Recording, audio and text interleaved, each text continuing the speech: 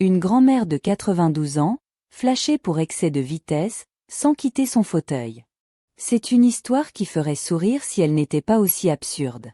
Direction la Belgique, où Fernanda Vandoile, 92 ans, se retrouve accusée de conduire trop vite, alors qu'elle n'a pas touché un volant depuis plus d'1 an et demi.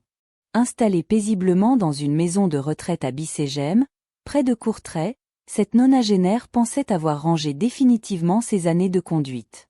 Erreur. L'administration routière, elle, semble convaincue que Fernanda mène une double vie de pilote clandestine. 2 amendes en 2 semaines, et ce n'est pas fini. Premier choc, une amende datée du 18 décembre 2025. Motif ?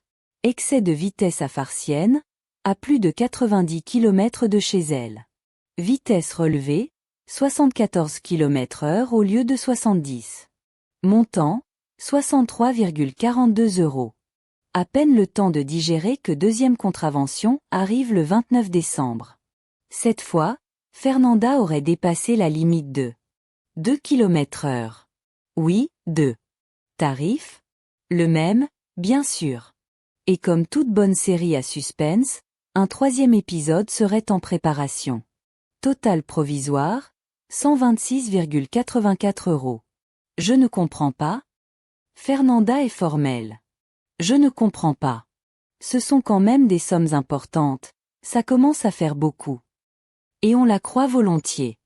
Sa voiture ? Stationnée chez sa fille, prête à être revendue. Le volant ? Abandonné depuis longtemps.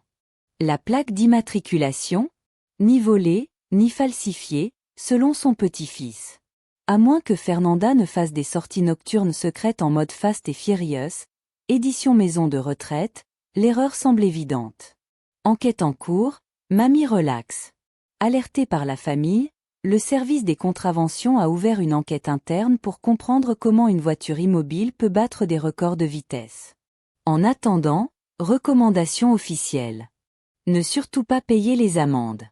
Même à 92 ans, on peut encore être flashé, sans bouger de sa chaise. Comme quoi, la vitesse n'a pas d'âge, surtout quand l'administration s'emballe. Affaire à suivre.